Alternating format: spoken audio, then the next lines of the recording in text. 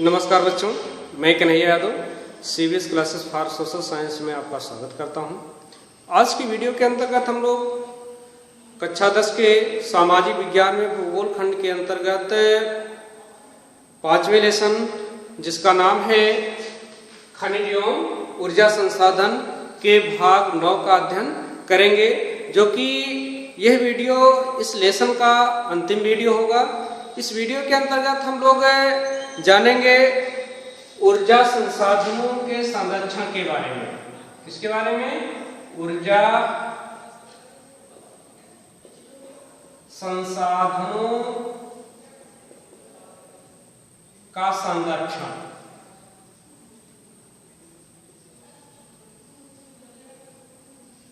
तो सबसे पहले इनके शाब्दिक अर्थों को देख लिया जाए, किसका क्या अर्थ है। तो ऊर्जा को हम जान रहे हैं, संसाधन को भी जान चुके हैं, हालांकि संरक्षण को भी हम लोग पढ़ चुके हैं। संसाधनों के संरक्षण में और कई संरक्षण में इनको हम पढ़ चुके हैं। संरक्षण वास्तव में क्या होता है?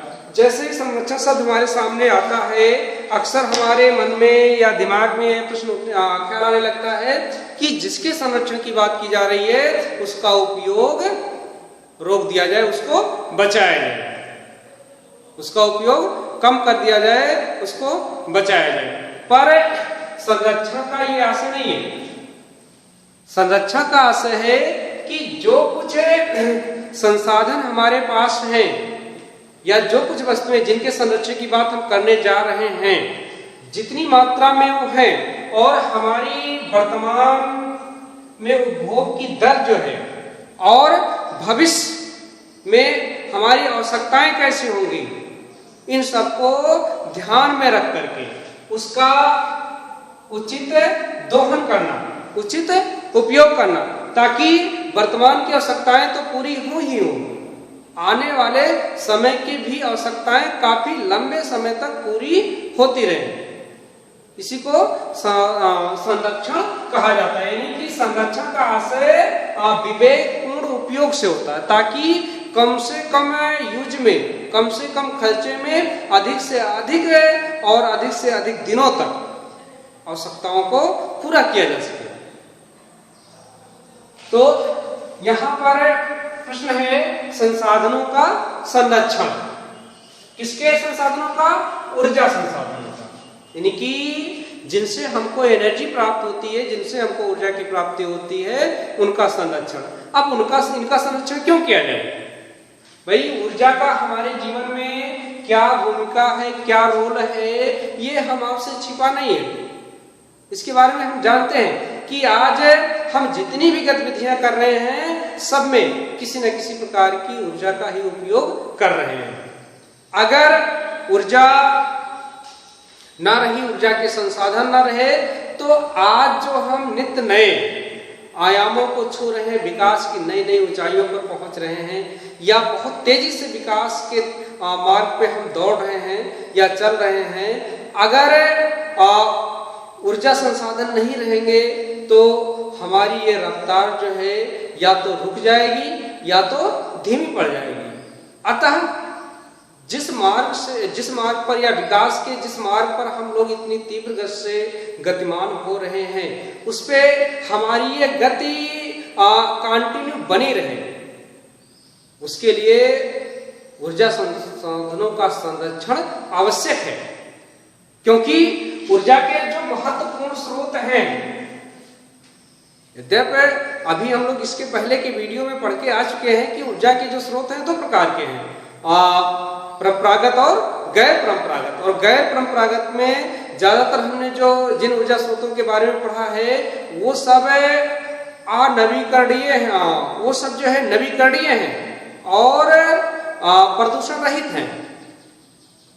और परंपरागत ऊर्जा स्रोतों के अंतर्गत हम लोगों ने जिन स्रोतों के बारे में पढ़ा है, संसाधनों के बारे में पढ़ा है, वो सीमित मात्रा में है, अनवीकरणीय हैं और प्रदूषण उत्पन्न करने वाले हैं। फिर भी जो परंपरागत स्रोत हैं, उनसे काफी अधिक मात्रा में ऊर्जा की प्राप्ति होती है, काफी तीव्र गति से ऊर्जा की प्राप्ति की जा सकती है। जबकि जो गैर परंपरागत स्रोत हैं यद्यपि असीमित हैं, लेकिन ये उतनी गति से, उतनी स्पीड से हमारी ऊर्जा संबंधी आवश्यकताओं को पूरा नहीं कर सकते। इसलिए हमें ज्यादा से ज्यादा वर्तमान में ये जानते हुए कि गैर परंपरागत स्रोत जो है वह हमारे लिए, हमारे पर्यावरण सबके लिए नुकसानदायक है, मजबूरन हम उसका उपयोग कर रहे हैं, किए जा रहे हैं, लेकिन ये सीमित है। अगर हम लोग इसी गति से इनका उपयोग करते रहे तो आने वाले कुछ समय में ये समाप्त हो जाएंगे। तो ये जो ऊर्जा के महत्वपूर्ण स्रोत हैं जैसे कोयला, पेट्रोलियम, ये अधिक से अधिक दिनों तक हमारी आवश्यकताओं को पूरा करते रहें, जिससे हम अधिक से अधिक दिनों तक विकास के पथ पर तीव्र गति से गतिमान रहें। इसके लिए ऊर्जा संसाधनों का संरक्षण आवश्यक है, जरूरी है। अब ऊर्जा संसाधनों का संरक्षण कैसे किया जा सकता है, ऊर्जा संसाधनों को कैसे बचाया जा सकता है, इसके कुछ उपाय हो सकते हैं। आइए हम एक एक करके इन उपायों की चर्चा कर लें, इन उपायों के बारे में जानकारी प्राप्त कर लें। तो ऊर्जा संसाधनों का संरक्षण क्यों किया जाना चाहिए ये तो हम जान चुके हैं। दो ही वाक्य के, एक तो ऊर्जा संसाधन जो है वो लिमिटेड मात्रा में, जो महत्वपूर्ण ऊर्जा संसाधन है जैसे कोयला, पेट्रोलियम आदि, और जो अनलिमिटेड मात्रा में है वो उतने इंपॉर्टेंट आज अभी तक नहीं बन पाए हैं। अभी तक हमारी तकनीक जो है डेवलप नहीं हो पाई है कि कम समय में वो अधिक से अधिक एनर्जी हमको प्राप्त कर सके। इसलिए और ये जो महत्वपूर्ण ऊर्जा स्रोत है वो लिमिटेड मात्रा में, अगर हम इसी गति से इनका उपयोग करते रहे तो आने वाले समय में ये समाप्त हो जाएंगे। फलस्वरूप हमारी विकास की गति जो है वो धीमी पड़ जाएगी। तो इन सब की वजह से यानी कि सतत पोषणीय विकास के लिए या समान गति से विकास कार्य चलता रहे, इसके लिए ऊर्जा संसाधनों का संरक्षण जरूरी है। तो ऊर्जा संसाधनों का संरक्षण कैसे किया जा सकता है, उसके कई उपाय हो सकते हैं। जैसे ऊर्जा संसाधनों का जो निकाला जाए या खनन किया जाए, चाहे वो कोयला हो, चाहे वो पेट्रोलियम हो या प्राकृतिक गैस हो, कुछ भी हो, तो इसको पूर्ण रूप से इसका खनन किया जाए।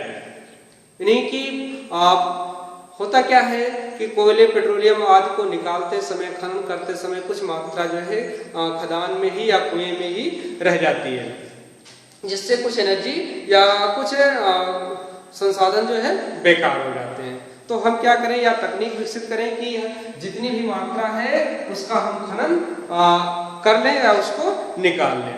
दूसरा क्या कि ये जो ऊर्जा के संसाधन हैं इसको हम मशीनों, यंत्रों आदि में उपयोग करते हैं, जिसमें से अधिक मात्रा में या जो मात्रा में एनर्जी उत्पन्न होती है, सबकी सब एनर्जी को हम कैच नहीं कर पाते हैं, कुछ एनर्जी जो है बेकार चली जाती है। तो हम ऐसी टेक्निक का डेवलपमेंट करें, इजाद करें, आविष्कार करें कि जितनी भी ऊर्जा मुक्त हो सबको हम कलेक्ट कर सकें, सबको हम स्टोर कर सकें और उससे अपनी आवश्यकताओं को पूरा कर सकें। ऐसी टेक्निक का इजाद किया जाए, आविष्कार किया जाए। और तीसरा क्या हो सकता है कि ऐसी तकनीक का उपयोग किया जाए कि कम से कम मात्रा में संसाधनों का उपयोग किया जाए और अधिक से अधिक आवश्यकता की पूर्ति हो। जैसे एग्जाम्पल के तौर पे हम देख सकते हैं कि आज के 20 से 25 साल पहले बाइक हुआ करती थी, राजदूत या बुलेट, जो कि मुश्किल से 1 लीटर पेट्रोल में 8 से 10 किलोमीटर का ही एवरेज दिया करती थी, या 8 से 10 नहीं, 20 से 25 किलोमीटर का ही एवरेज दिया करती थी। जबकि हमारा कार्य कितना हो रहा था, 20 से 25 किलोमीटर का हो रहा था। लेकिन हम लोगों ने आज के दौर में, या हमारे वैज्ञानिकों ने आज के दौर में ऐसे इंजन का आविष्कार किया जिसमें 1 लीटर पेट्रोल का यूज तो हम कर रहे हैं, लेकिन हमारा कार्य कितना हो रहा है, लगभग 80 से 100 किलोमीटर का कार्य हमारा हो रहा है। तो हमें, और देखिए जैसे आज के दौर में तमाम विद्युत मोटर इजाद कर दिए गए हैं, आविष्कार कर दिए गए हैं, जो कम मात्रा में बिजली का उपभोग करते हुए अधिक से अधिक कार्यों को करने में सक्षम है। ऐसे ही और भी इंजनों का आविष्कार किया गया है जो कम से कम ऊर्जा का उपभोग करते हुए अधिक से अधिक कार्य करते हैं। तो हमें इस टेक्निक पे काम करना चाहिए कि कम से कम ऊर्जा संसाधनों का प्रयोग में लाया जाए और अधिक से अधिक आवश्यकता की पूर्ति हो। इसके बाद में हम देखते हैं कि कुछ लोग जो है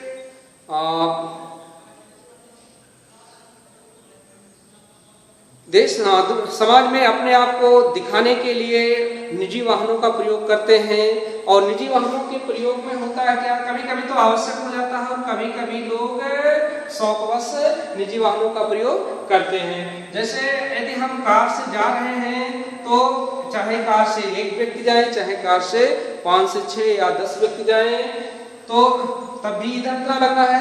अगर हम वही सफर जो है बस से कर रहे हैं तो बहुत थोड़ा सा अंतर आएगा, जबकि बस से 60, 70, 80 व्यक्ति भी सफर कर सकते हैं। तो करें क्या कि जब आवश्यकता हो तभी निजी वाहनों का प्रयोग करें, अन्यथा जो है सार्वजनिक वाहन का ही प्रयोग करें। इससे कम मात्रा में ईंधन की खपत होगी। इसके अलावा और क्या किया जा सकता है? इसके अलावा हम देखते हैं कि अक्सर अपने घरों में कि बिजली के पंखे, बल्ब आदि नहीं उपयोग होता है, तभी चलते रहते हैं। तो ऐसी स्थिति में इनको हम बंद रखें। यह करके भी हम लोग ऊर्जा को बचा सकते हैं।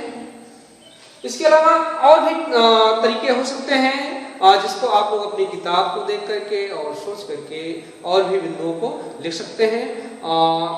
इसी के साथ ये चैप्टर समाप्त होता है। एक्सरसाइज में जो भी प्रश्न दे रखे गए हैं, चाहे वो विकल्प के हैं, चाहे वो अतिलघु हैं, चाहे वो लघु हैं, चाहे वो दीर्घोत्तरीय हैं, उनको आप लोग हल करने की कोशिश करें। अगर कहीं कोई समस्या आती है तो आप व्हाट्सएप पे कमेंट कर सकते हैं, प्रश्न पूछ सकते हैं।